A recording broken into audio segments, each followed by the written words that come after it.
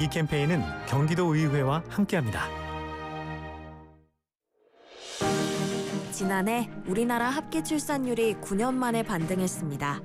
23만 8천여 명의 소중한 아이들이 이 땅에 태어났습니다. 한 명 한 명 그 존재만으로도 큰 기쁨이죠. 청년들이 결혼과 양육을 통해 진심 어린 행복을 느끼고 아이와 부모 모두가 함께 웃으며 따뜻한 일상을 보낼 수 있도록 정부는 국민이 체감할 수 있는 정책으로 더 가까이 다가가겠습니다. 모두가 함께 만들어가는 대한민국의 미래. 여러분의 관심과 응원이 또 하나의 기적을 낳습니다. 이 캠페인은 보건복지부와 함께합니다. 안녕하세요. 서울문화재단 대표이사 홍영종입니다. 글로벌 문화도시 서울의 내일을 위해 예술인에게 더 가까이, 시민에겐 특별한 일상을 서울문화재단이 만들어드리겠습니다. 봄에 미리 가을을 생각하는 마음으로 여러분의 하루하루를 가꾸어 시민의 매일이 가슴 뛰고 설레도록 문화예술특별시 서울을 그려나가겠습니다. 예술가와 시민이 함께 만들고 성장해 나가는 도시 서울, 서울문화재단이 함께 하도록 하겠습니다.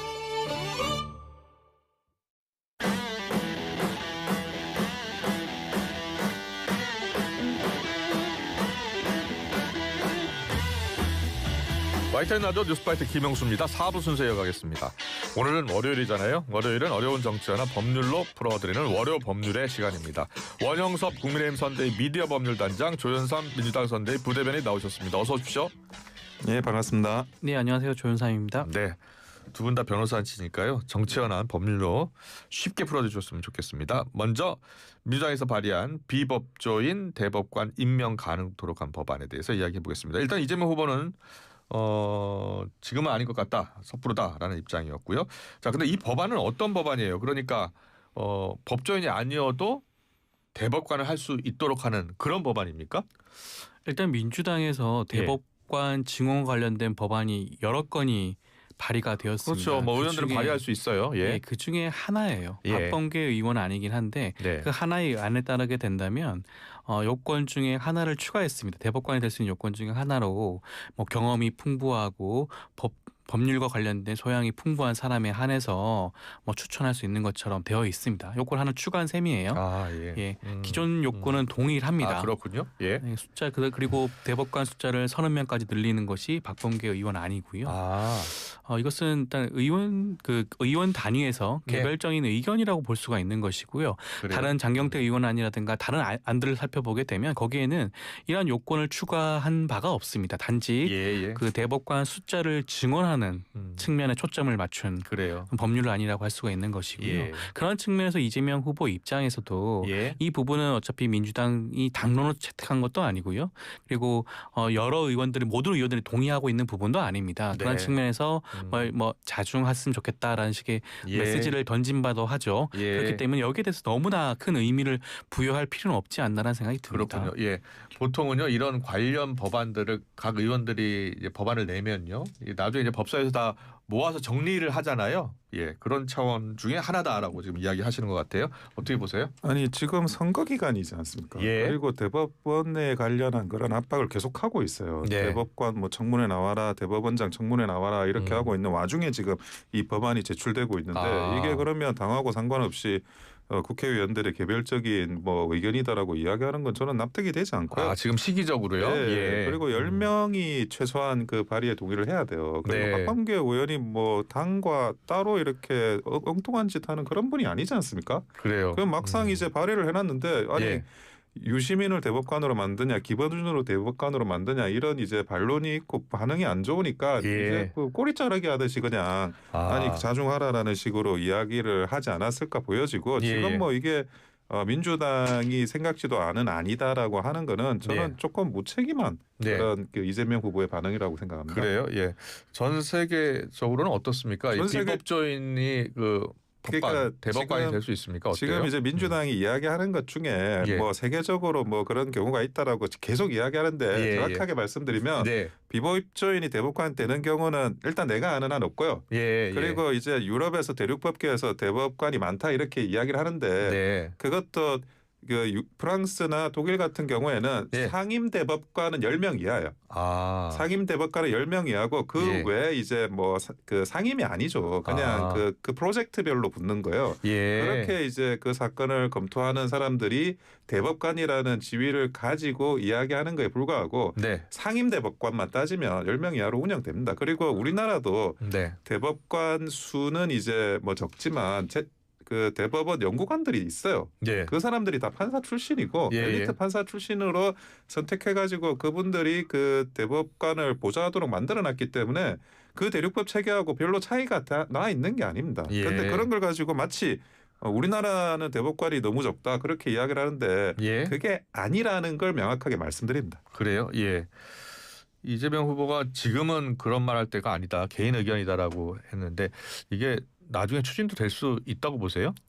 그러니까 적어도 예. 대법관 증언은 이루어질 수밖에 없을 겁니다. 아. 그것은 예. 법조계에서도 전반적으로 그 부분은 동의하시는 분들이 굉장히 많다고 저는 이해를 하고 있고요. 그래요. 한 해 그 대법관 한 명이 처리하는 사건 수가 3,000건이 넘습니다. 예. 과연 삼심이 필요한지 의문이 들 정도예요. 예. 앞서 변호사님께서 뭐 재판 연구관이 있다고 말씀을 하셨지만 우리가 기대하는 것은 대법관으로부터 재판을 받기를 원하는 것이지 재판 연구관으로부터 재판을 받기를 원하는 게 아닙니다. 그렇다고 한다면 사실 뭐 그 다른 일종의 뭐 상고법원을 지금 대법원 측에서 주장하시는 경우도 있는데 예. 그런 형식으로 진행을 하셔야겠죠. 근데 우리 법 체계상으로는 일단 1심과 2심, 3심 단계에서 3심은 대법원에서 재판을 하게 되어 있거든요. 예, 그렇다고 예. 한다면 대법관들이 현실적으로 다룰 수 있는 사건을 맡을 수 있게 하려면 대법관 수를 지원할 수밖에 없다. 예. 물론 재판연구원의 조력을 받긴 하겠지만 음. 그런 의미에서는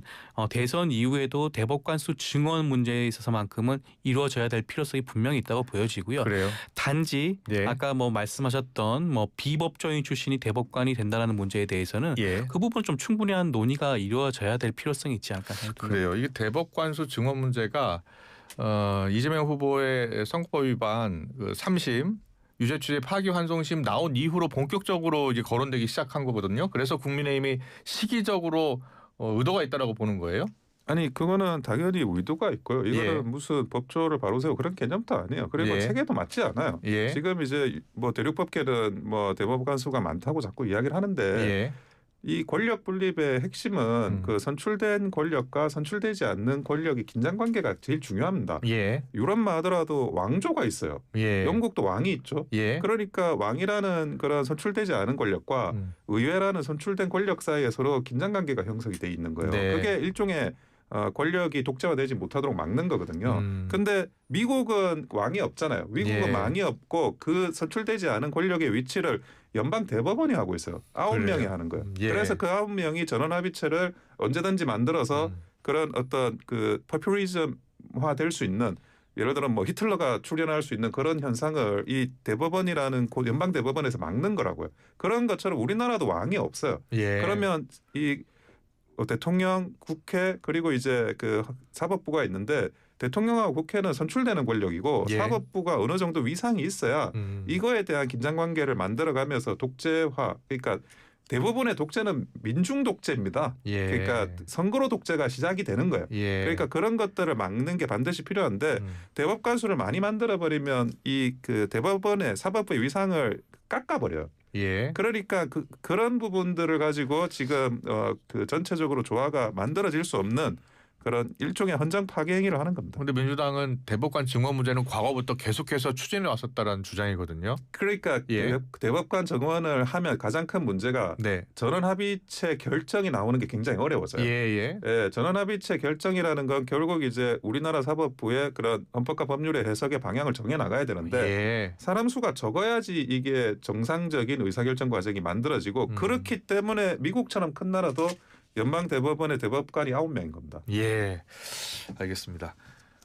더 하실 말씀 있으세요? 일단 예. 말씀을 좀 드리고 싶은 것은 말씀하세요. 물론 이 시기에 그 사법개혁 얘기가 나온 것은 이재명 후보에 대한 지난번 예. 공직선거법 파기환송심 사건이 단초가 된 건 사실입니다. 예. 그걸 부인할 수는 없겠죠. 예. 왜냐하면 이번 그 가장 유력한 네. 야당의 제1 후보에 대해서 사실상 국민의 참정권을 박탈하는 그러한 조치를 취한 것 자체가 우리가 사법 쿠데타라고 하지 않겠습니까? 예. 지금 윤석열의 친위 쿠데타에 이어서 사법 쿠데타가 일어났기 때문에 여기에 대해서 많은 국민들이 그런 사법 개혁에 대한 그런 열망을 예. 분출시키기 때문에 우리가 민주당 입장에서도 사법 개혁에 대한 논의를 조금 더 신속하게 빨리 처리하고자 했던 그런 모습들이 분출되었을 수는 있는 부분이고요. 예. 그 방향성 자체에 대해서는 저는 의문의 여지가 없다는 생각이 듭니다. 예. 어찌됐건 사법 서비스를 제공을 해야 되는 것이 사법부의 입장인 것이고요. 예.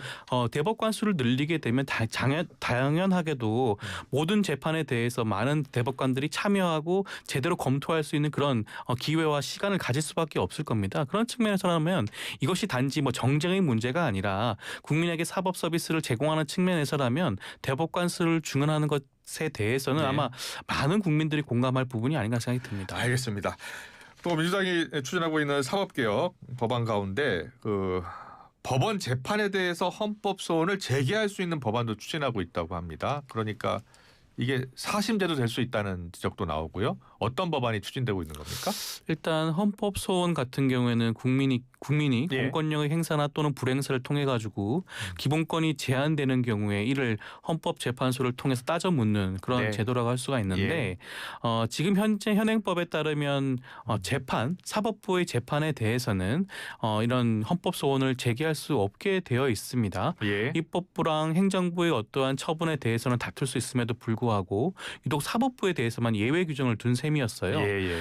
그렇지만 이것이 과연 사법부의 판단에 대해서 국민들의 위헌 위법성을 판단하지 못하게 하는 것이 올바른 것인가에 대한 의문이 있는 것입니다. 예. 여기에 대해서 헌법재판소도 이를 긍정하는 취지의 의견서를 이미 제출한 바가 있거든요. 그래요? 그렇다고 한다면 이것이 과연 대법원의 그런 사심제를 통해서 우리가 사법 제도를 뭔가 역행하려는 그런 것이냐라고 주장하기보다는 네. 새롭게 국민들을 위한 사법 서비스를 제공하고 국민들이 위헌 위법한 행위를 통해 가지고 불법 부당한 대우를 받지 않게 하기 위해서라면 예. 이런 헌법 소원 제도도 충분히 논의하고 그래요? 협상의 대상으로 삼을 만한 게 아닌가 생각이 듭니다. 그러면 헌법재판관 수도 늘려야겠는데요? 그렇죠. 지금 사실 헌법 재판 같은 경우에는 평균 사건 처리 일수가 제가 알기로는 2년이 넘는다고 하던가 굉장히 오래 걸리는 그래요? 경우가 많아요. 예. 그런 측면에서 본다면 헌법재판소의 인원도 확충할 필요가 있는 것이고요. 관련된 헌법재판 연구원이라든가 각종 인원을 보충할 필요도 있지 않을까 생각이 듭니다. 알겠습니다. 변호섭 단장님은요? 위헌입니다. 예. 그거는 이게 위헌이라고요? 예. 지금 위헌적인 발상을 하는 거고 헌법에 대법원을 정점으로 해서 3심제라고 명시가 돼 있고요. 예. 헌법재판소가 대법원에서 판결난 걸 또 들여다보겠다는 4심제를 한다는 거는 예. 지금의 헌법 체제 내에서는 명백하게 위헌적인 그런 생각이고 발입니다. 예. 그리고 예. 지금 또 예. 헌법재판소가 판결에 대해서 심판을 안 하는 게 아니에요. 네. 명백하게 위헌적인 법률을 적용했을 때는 심사를 한다라고 자기들이 그렇게 결정을 내려놨어요. 근데 그 일종의 한정위헌 결정이 있는데 예. 그럼에도 불구하고 그 결정을 그러면 하냐 안 하냐를 막는 게 아니에요. 네. 그렇게 결정을 내렸을 때 그게 대법원을 기초로 한 사법 체제 내에서 구속력을 갖느냐 이 부분의 문제인 거예요. 예. 근데 대법원은 당연히 구속력이 없다라고 가지고 있는 입장이고 그것이 지금 합헌적인 입장입니다. 그러니까 그런 부분이지 지금 와가지고 판단을 한번 받아보는 게 왜 이게 안 되냐 이런 개념이 아니고 판단은 받아보는데 어떤 판단을 받든 그게 대법원을 기초로 한 사법부를 구속할 수 없는 지금의 형태 이것이 이것을 바꾸겠다는 거예요. 그래서 그거는 잘못된 위헌적인 발상이라고 생각합니다. 지금도 위헌 소송을 할 수 있다는 거예요. 그런데 이제 심판 결과를 바꿀 수는 없다라는 게 지금 현재 헌법 체계고요. 그것도 이제 가능하게 하겠다는 게 이제 새로운 법안 추진이고요. 지금은 대법원이 현재 결정에 따르지 않고 있는 부분이 있기 때문에 그 부분을 이제 법제화를 통해서 해결하겠다는 입장이고요. 말씀하신 대로 위헌 여지가 논란이 있을 수는 있습니다. 그런 모든 측면을 따져봤을 때라면 사실 이번에 다음 정부 차원에서 개헌 논의가 계속 이어질 것으로 보여지니까 예. 그 개헌 논의 차원 중에 하나로서 이 부분도 함께 다뤄볼 만하지 않을까 하는 생각도 있습니다. 예. 잘 들었습니다. 그리고 두 분 다 법조인이시니까요. 오늘 전국 법관 대표회의가 열린다는 거예요. 근데 이제 별도의 발표문이 있을 것인지를 놓고서 여러 이야기가 나오는데 어떻게 예상하세요? 일단 처음에 전국 법관 대표회의가 열렸을 때와는 사뭇 분위기가 좀 달라진 것 같긴 해요. 여러 그래요? 가지 보도에 따르면 뭐 안건에 대해서 여러 가지 뭐 반발도 있고 논의가 있다라는 얘기도 나오고요. 그게 원래 대법원 전원합의체에서 그 이재명 후보 판결로 촉발된 거 아니에요? 그렇죠? 그렇죠. 예. 원래 기대했던 바대로라면 예. 국민들이 기대했던 바대로라면 예. 사법부가 정치에 개입하는 네. 이런 모습에 대해서 이것이 어떻게 보면 정치의 사법화를 또 촉발시킬 수 있는 거 아니겠습니까? 예. 이런 측면에서 뭐 비판적인 입장을 발표할 것으로 좀 기대를 했던 부분이 있었는데 예. 지금 기류는 좀 사뭇 달라지고 있는 게 아닌가 생각이 좀 우려스러운 부분도 있습니다. 그래요? 뭐 예. 일부 전국 법관 대표들 같은 경우에는 이 회의 자체의 그 시작을 회의 자체 여는 것을 반대했던 부분도 있고요. 70명이 넘는 법관들이 반대했다고 하니까 그런 부분도 있고 안건에 대해서도 지금 뭐 사법부 독립을 오히려 강조하는 쪽으로 뭐 지금 여러 가지 사법 개혁안들에 대해서 부정적인 입장이 그런 입장이 나올 수도 있지 않을까라는 우려도 있는 그래요? 부분도 있는 것 같습니다. 물론 회의 결과를 지켜봐야겠지만 하지만 이번 회의가 앞서 말씀하신 것처럼 왜 열리게 됐는지를 생각해야 됩니다. 예. 항상 이런 법관 대표회의 같은 경우에는 네. 사법부가 개혁하는 방향으로 그런 입장들을 많이 도출해 왔습니다. 그렇다고 네. 한다면 지금 사법부가 처한 것은 앞서 말씀드린 것처럼 왜 대법원이 정치에 개입하고 대선에 개입하는지에 대해서 국민이 의문을 가지고 있는 점에 대해서는 예. 반드시 예. 이러한 부분들을 해소할 수 있는 입장을 정하고 이를 발표하는 것이 적절하지 않을까 하는 생각이 있습니다. 네.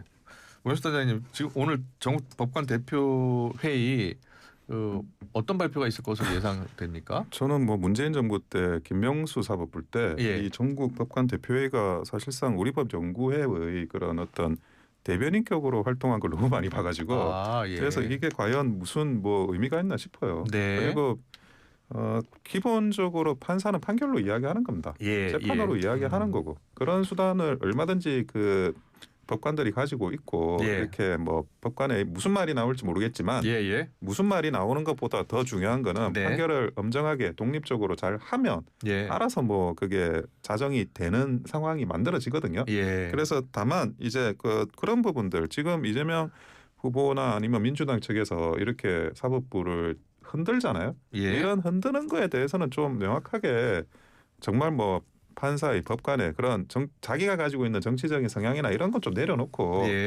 그런 게 흔들려서는 안 된다라는 거, 사법부 독립이 유지가 돼야 된다는 거, 그게 이 헌정 질서를 유지하는 데 있어 가지고 가장 중요한 부분이라는 거, 그거를 그냥 재확인하는 그런 차원이라면 저는 긍정적이라고 보여집니다. 네, 알겠습니다. 오늘 회의가 열리니까요. 어떤 발표가 있을지 지켜보겠습니다. 자, 주기현 판사요. 자, 민주당이 제기한 접대 효과 관련해서 소명서를 제출했다고 합니다. 후배들과 가진 친목 모임일 뿐이다라는 취지로 해명한 것으로 알려지고 있습니다. 자, 어떻게 보고 계십니까? 그 지기현 판사의 그런 해명에 대해서 납득하실 만한 분이 과연 얼마만큼 있을지 모르겠어요. 예. 일반적으로 그 접대 장소에 그런 갔을 때는 주점에 갔을 때는 하면 사진을 찍고 그냥 나온다는 거 좀 이상하지 않습니까? 예. 보통은 1차를 하고 2차를 같이 가서 2차 장소에서 사진을 찍었다고 한다면 같이 술을 마시는 게 일반적인 행태라고 할 수가 있겠죠. 행동 방식이라고 할 수 있는데 갑자기 거기 가서 자기는 그냥 사진만 찍고 나왔다. 보통 2차를 가지 않을 생각이면 1차만 끝나고 가시는 분들이 대부분이지 않나요? 뭐 저도 그렇긴 한데 보통 2차 장소까지 따라가지도 않습니다. 1차를 마치고 가는데 불구하고 이렇게 좀 너무나 국민들한테 납득하지 못할 만한 그런 해명을 하는 것 자체가 저는 대법원의 차원에서 이에 대한 빨리 윤리감사 결과를 내어놓아야 된다고 생각이 듭니다. 네. 그리고 빨리 대법원 얘기에 따른다면 이런 그런 상당한 의심이 있는 경우에는 일단 재판에서 배제하는 것이 원칙이거든요.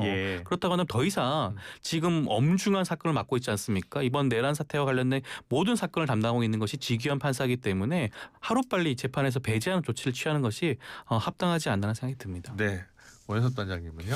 아니 그 이재명 후보는 본인이 그 시로코라는 그 성남시장 시절에 불법 룸살롱 영업을 했다라는 그 유흥주점 방문한 거 거기에 대해서는 해명을 전혀 안 하세요. 지경 판사는 자기가 뭐 해명이라도 하지. 예. 근데 그 기자들이 뭐 질문하는 거에 대해서 정확하게 뭐 그런 그 시로코라는 술집을 방문한 적이 있는지 없는지에 대해서도 답변을 안 하시는 분이 예. 주기현 판사가 가서 사진 찍은 거를 뭐 비판하거나 왜 예. 당신 이렇게 해명을 안 하냐? 해명이 이거밖에 안 되느냐라고 적반하장으로 비판할 수 있는지 제가 납득이 잘 안 되네요. 예. 주기현 판사가 대통령 후보 나온 것도 아니고 예. 이재명 후보는 대통령 후보로 지금 나오신 분이잖아요. 해명의 그런 책임이나 해명의 의무는 이재명 후보가 더 크리라고 보여집니다. 예. 지금 대법원이 일단은 감사에는 착수를 한 건가요? 뭐 소명서를 받는 거니까 예, 확인을 예. 해보는 차원인데 예. 그게 감사라는 그런 공식적인 단계로 나아갔는지는 아. 제가 아직은 확인이 안 되네요. 예. 알겠습니다. 자, 그리고 검찰이 건진법사 전 씨가 청탁용 명품 가방을 김건희 여사에게 건넸다는 의혹 수사하고 있는데요. 지금 김 여사 비서 3명이 연루된 정황이 포착됐다고 합니다. 김 여사 소환 조사는 언제쯤 이루어질까요? 사실 소환 조사를 지금 예전부터 여러 가지 사건을 통해 가지고 하겠다고 말만 하고 있지 예. 제대로 된 소환 조사가 이루어지지 있지 않습니까? 예. 이번에는 좀 더욱 더 적극적으로 소환 조사를 할 필요성이 있다고 보여지는 것이 네. 이전 사건들보다 더욱 더 구체적인 정황이 나오고 있어요. 그 명품백이 전달되고 예. 그것이 전달받은 사람들 그 숫자도 다 나와 있습니다. 이미 확정된 증거가 있고 관련된 내용이 있다고 한다면 하루빨리 최정점에 있는 김건희 여사를 소환해서 조사를 해야겠죠. 지금 뭐 김건희 여사 입장에서 여러 가지 본인이 지금 대선에 출마한 것도 아닌데 뭐 대선 선거에 영향을 줄 그런 의도가 있다라는 그런 식의 말씀을 하시면서 소환 조사에 응하지 않는 것 자체가 굉장히 큰 문제가 있는 것으로 보여지고요. 예. 지금 이 순간에도 각종 뭐 증거라든가 그런 것들을 조작하고 왜곡할 수도 있는 부분입니다. 예. 그렇다고 한다면 하루빨리 소환 조사를 할 필요성이 있고요. 이것은 강제적으로도 할 필요성이 있지 않나 생각이 듭니다. 네. 강제라도 조사할 필요성이 있다. 예. 지금 뭐 대선 기간이니까 그 이재명 후보는 대선 기간이라고 해가지고 재판도 다 밀어놓지 않았습니까? 예. 근데 그 재판에 영향을 미칠 수 있는 이런 수사 관련해서 소환을 뭐 대선 이전에 하는 거 그거는 뭐 적절하지 않은 것 같고 예. 그리고 얼마 남지도 않았어요. 한 일주일 정도 남아 있으니까 예. 일주일 뒤에 저는 뭐 그 진실 규명이나 이런 거는 한 채 그런 뭐 감추는 것도 없이 진실 규명은 당연히 해야 된다고 생각합니다. 네. 다만 이제 뭐 그 영부인에 대한 전직 영부인에 대해서라도 그 전에 뭐 권양숙 여사나 이런 분들에 대해서 했던 네. 그런 관례에 따른 그런 최소한의 예우는 필요하다라고 말씀을 드립니다. 네, 마지막 질문 드리겠습니다. 자, 민주당과 국민의힘이 대선 후보 토론회 발언을 두고 지금 서로 고발하겠다고 하고 있는데요. 민주당은 김문수 후보의 정광훈 목사 관련 발언, 또 국민의힘은 이재명 후보의 부정선거 주장을 문제 삼았습니다. 자, 어떤 발언을 문제 삼고 있는 것인지 그리고 실제로 처벌이 가능한지요? 일단 김문수 후보 같은 경우에는 예. 지난번 2차 대선 토론회 과정에서 예. 정광훈 목사를 위해서 눈물 흘린 적이 없다라는 식의 항변을 하지 않았겠습니까? 네, 근데 네. 뭐 많이들 확인하셨겠지만 이미 영상이 나와 있습니다. 예. 본인 스스로 정광훈 목사가 구속되고 난 다음에 울먹이면서 눈물 흘리는 영상이 나와 있고요. 그렇다고 한다면 이거 자체가 정광훈 목사와의 그런 연결고리를 끊겠다는 의도가 있는 거 아니겠습니까? 예. 정광훈 목사가 어떤 사람이죠? 자유통일당으로 대표되는 극우의 한 축입니다. 예. 많은 사람들이 우려하고 있어요. 국민의힘이 극우로 치우치고 있는 것이 아니냐. 만약에 김문수 후보가 대통령이 된다면 극우 세력이 중심으로 들어오는 것이 아니냐. 주류가 되는 것이 아니냐. 이런 우려를 많이 하고 있지 않겠습니까? 예. 거기에 대해서 분명한 해명을 해야 됨에도 불구하고 이런 발언을 통해 가지고 자기는 흡사 정광훈 목사와 전혀 관련이 없는 것처럼 이런 발언을 한 것 자체가 국민들로 하여금 선택의 그런 가능성을 호도하고 있는 게 아니냐 측면에서는 예. 충분히 고발 조치할 수 있는 게 아닌가 생각이 듭니다. 네, 원효섭 단장님. 예, 부정선거가 이제 뭐 이번 토론에 예. 올라왔는데 예. 그 과거에도 이런 그 지금 국민의힘이 하는 이런 수준의 부정선거 논의가 민주당에서도 있었습니다. 예. 민주당에서도 있었고 거기에 예. 그 주로 이제 김어준 씨가 예. 많이 이렇게 주창을 했고 그리고 그 부분에 대해서 이재명 후보도 예. 거기에 대해서 동의 취지의 그런 발언을 했던 것들이 기록에 남아 있어요. 예. 그러면 그 부분에 대해서 남을 이제 부정선거로 왜 그거를 의혹을 제기하냐라고 비판을 하려면 본인 또 예. 왜 그러면 그때 본인이 했던 그 생각과 지금에 달라진 거는 왜 그런 거냐. 아. 요거를 정확하게 밝히셔야 되는데 그런 부분에서 좀 다른 이야기를 하시니까 이 부분을 지적을 한 겁니다. 네, 알겠습니다. 잘 들었습니다. 월요 법률에 지금까지 조현삼 민주당 선대위 부대변인, 원영섭 국민의힘 선대위 미디어 법률단장과 함께했습니다. 잘 들었습니다. 고맙습니다. 수고하셨습니다. 네, 감사합니다. 감사합니다. 갱년기라던 영주 씨 요즘 꿀잠 자나 봐요. 푹 잤다. 은정 씨는 짜증 대신 웃음이 많아졌고요. 이제 얼굴 안 빨개진다는 미영 씨. 우리 엄마 예쁜데? 생약 복합 성분 함유 페라민 Q. 편안한 갱년기엔 모두 페라민 Q네요. 갱년기 관리 약국에 있어요. 동국제약. 신선하게 나백 프로 서울우유 건강한 에이트 플러스 서울우유 언제나 서울우유 누구나 서울우유 나백 프로에 A2 플러스까지 누가 만든 거야? 서울우유 신선하게 나백 프로 서울우유 건강한 에이트 플러스 서울우유 언제나 서울우유 누구나 서울우유 나백 프로에 A2 플러스까지 누가 만든 거야? 서울우유 울림이 계속되는 모든 것들을 우리는 명작이라고 부른다. 지금도 시간이 지나도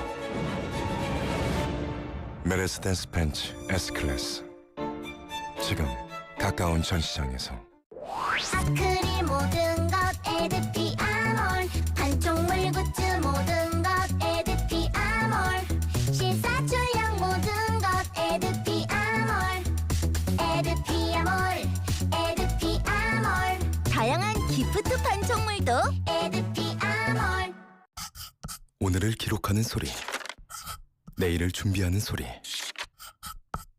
그리고 인생을 돌아보는 소리. 모두의 성장을 고민하는 브랜드 오럼, 오래도록 가치 있는 평생 소장품을 만듭니다.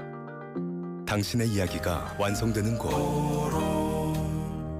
카멜로 장갑 하나로 일상이 안전해진다. 안전한 용접 장갑 카멜로 편안한 작업 장갑 카멜로 세련된 안전 장갑 카멜로 오늘도 손끝 하나 다치지 않고 일 잘 끝냈습니다. 장갑은 카멜로.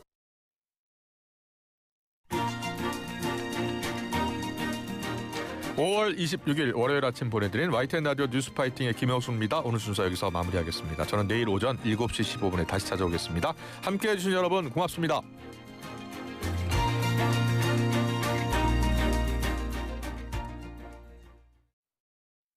안녕하세요. 카드 고객센터입니다. 고객님의 개인정보가 유출된 것 같은데요. 확인을 위해 이 앱을 설치하셔야 합니다. 혹시 이런 전화를 받아보신 적 있으신가요? 익숙한 카드사, 친절한 상담원, 믿을만해 보여도 이건 보이스피싱입니다. 어떤 기관도 절대 앱 설치를 요구하지 않습니다. 카드 배송과 고객센터를 사칭해 앱 설치를 유도하는 보이스피싱. 최근 가장 피해가 급증한 금융사기 수법입니다.